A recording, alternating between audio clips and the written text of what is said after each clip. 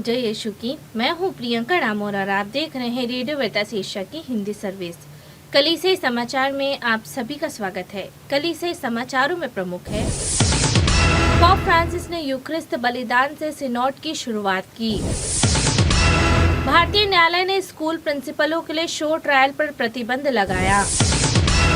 भारत के शीर्ष न्यायालय ने न्यायाधीश की ईसाई विरोधी टिप्पणी की आलोचना की। भारत के संघर्षग्रस्त मणिपुर में हिंदू युवकों का अपहरण। कैथलिक ननों ने स्कूल का कार्यभार भारतीय उद्योगपति अडानी को सौंपा। भारतीय अदालत ने ईसाई शैक्षणिक संस्थानों की स्वायत्तता को बरकरार रखा। भारत स्थित पूर्वी रीति के सिरो मालाबार चर्च का सबसे बड़ा आर्चडायसिस संकट में। अब जानते समाचार विस्तार से। पोप फ्रांसिस ने यूक्रिस्त बलिदान से सिनोड की शुरुआत की। पोप फ्रांसिस ने 2 अक्टूबर को धर्माध्यक्षों की धर्मसभा की दूसरी सत्र का उद्घाटन मिस्सा वाटिकन के संत पेत्रुस महागिरजाघर के प्रांगण में अर्पित किया। अपने प्रवचन में कहा कि हम पवित्र रक्षक दूतों की यादगारी के धर्म विधि का मिस्सा बलिदान अर्पित करते हुए धर्माध्यक्षों की धर्मसभा के पुनः उद्घाटन कर रहे हैं। ईश्वर वचन को सुनने के बाद आइए हम 3 चिन्हों आवाज, शरण और एक बालक पर चिंतन करें। आवाज पर चिंतन करते हुए पोप फ्रांसिस ने कहा कि प्रतिज्ञात देश के मार्ग में ईश्वर अपनी प्रजा को स्वर्गदूत की आवाज सुनने का आह्वान करते हैं, जिसे उन्होंने भेजा था। यह चिन्ह हमारे लिए महत्वपूर्ण है। धर्मसभा के मार्ग में आगे बढ़ने के क्रम में ईश्वर इतिहास, सपनों और एक बड़ी ईश प्रजा को हमारे हाथों में रखते हैं। भारतीय न्यायालय ने स्कूल प्रिंसिपलों के लिए शो ट्रायल पर प्रतिबंध लगाया। मध्य प्रदेश राज्य की शीर्ष अदालत ने वहां की हिंदू समर्थन पार्टी सरकार से कहा है कि वे स्कूलों के प्रबंधन के खिलाफ शिकायतों का निपटारा करने के लिए सार्वजनिक सुनवाई करना बंद कर दे, क्योंकि ऐसी रिपोर्ट सामने आई है कि कुछ स्कूल प्रिंसिपलों के साथ अपमानजनक व्यवहार किया गया है। प्रधानमंत्री नरेंद्र मोदी की भारतीय जनता पार्टी द्वारा शासित मध्य प्रदेश के जबलपुर में saint Joseph convent girls senior secondary school के प्रिंसिपल सिस्टर नव्या मैथ्यू ने कहा, हमें खुशी है कि शीर्ष अदालत ने हमारे सम्मान के अधिकार की रक्षा की है। सेंट जोसेफ की बहनों ने बताया, हमारी मांग प्रिंसिपलों को जनता के सामने ट्रायल के लिए बुलाने के बजाय कानून के अनुसार जांच करने की थी। मध्य प्रदेश उच्च न्यायालय की जबलपुर पीठ ने 21 सितंबर को आदेश पारित किया, जिसकी एक प्रति 26 सितंबर को मीडिया को जारी की गई।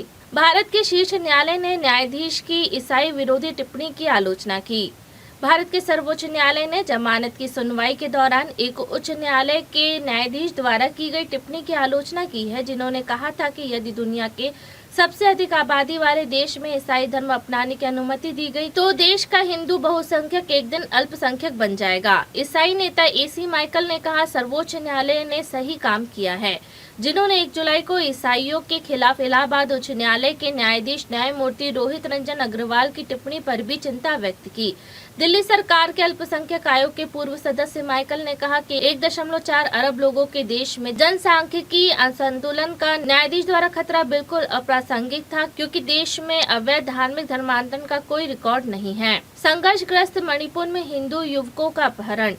मणिपुर में चल रहा सांप्रदायिक संघर्ष तब और बढ़ गया जब 27 सितंबर को आदिवासी ईसाइयों ने कथित तौर पर 2 हिंदू युवकों का अपहरण कर लिया। युवकों ने 28 सितंबर को सोशल मीडिया पर जारी एक वीडियो में मुख्यमंत्री एन बीरेन्द्र सिंह से उन्हें बचाने के लिए आने को कहा। युवकों को यह कहते हुए सुना गया कि कृपया हमारी जान बचाइए और हमारे भाइयों की मांग पूरी कीजिए। उनके कथित अपहरणकर्ता कथित तौर पर मार्क थांगमांग हाउकीप की रिहाई की मांग कर रहे हैं, जिन पर स्वतंत्र peoples democratic republic of Kukiland की सरकार के निर्माण के लिए भारत के खिलाफ युद्ध छेड़ने का आरोप है। वे वर्तमान में राष्ट्रीय जांच एजेंसी की एक संघीय आतंकवाद विरोधी एजेंसी की हिरासत में हैं। कैथलिक धर्म बहनों ने स्कूल का कार्यभार भारतीय उद्योगपति अडानी को सौंपा। भारत के प्रमुख उद्योगपति गौतम अडानी ने पश्चिमी महाराष्ट्र राज्य के एक प्रसिद्ध हाई स्कूल का कार्यभार संभाला है, जिसे कार्मेलाइट धर्म बहन 5 दशकों से अधिक समय से चला रही थी।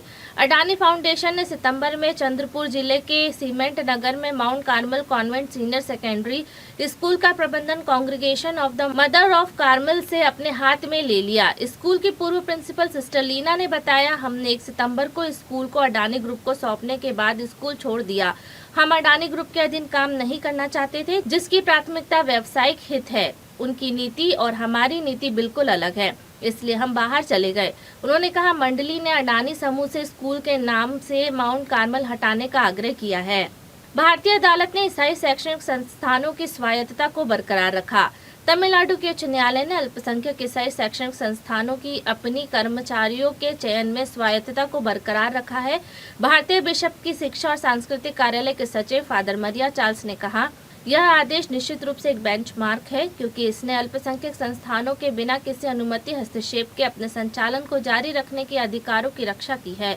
30 सितंबर को फादर ने कहा कि राज्य के शीर्ष न्यायालय की मदुरै पीठ ने एक संवैधानिक प्रावधान को दोहराया है, जो धार्मिक अल्पसंख्यकों को अपने समुदाय के कल्याण के लिए शैक्षणिक संस्थानों की स्थापना और प्रशासन का अधिकार देता है। भारत का संविधान ईसाई, मुस्लिम, सिख, जैन, बौद्ध और पारसी को अल्पसंख्यक का दर्जा देता है। भारत स्थित पूर्वी रीति के सिरो-मालाबार चर्च का सबसे बड़ा आर्चडायसिस संकट में। भारत स्थित पूर्वी रीति के सिरो-मालाबार चर्च का सबसे बड़ा आर्चडायसिस संकट में फंस गया है, क्योंकि इसके प्रेरित प्रशासक और क्यूरिया सदस्य अपने आधिकारिक निवास से चले गए हैं, क्योंकि एक लंबे समय से चले आ रहे धार्मिक विवाद के कारण 8 उपयाजकों को नियुक्त करने से इनकार करने पर विरोध प्रदर्शन बढ़ गए हैं। एर्नाकुलम अंगामाली आर्चडायसिस के प्रेरित प्रशासक बिशप बोस्को पुथुर ने 1 अक्टूबर को पुष्टि की है। उन्होंने और उनके सभी 6 क्यूरिया सदस्यों ने कैथलिक विरोध के डर से पिछले सप्ताह आर्चबिशप हाउस खाली कर दिया था और कोई आधिकारिक कार्य नहीं किया जा रहा है, क्योंकि आम लोग और पुरोहित के एक वर्ग ने उपयाजकों को नियुक्त करने की मांग को लेकर अलग अलग विरोध प्रदर्शन जारी रखे हैं। इसी के साथ कलीसिया समाचार समाप्त हुए। अगली बार फिर मुलाकात होगी नई खबरों के साथ। नमस्कार। रेडियो वेरितास एशिया आपके लिए लेकर आए हैं RBA mobile app. RBA mobile app पर हमारे विभिन्न प्रकार के कार्यक्रमों का लाभ लें, हमसे जुड़े और एशियाई ईसाईयत की आवाज का हिस्सा बने। आज ही ऐप स्टोर एवं प्ले स्टोर से आरबीए मोबाइल ऐप डाउनलोड करें।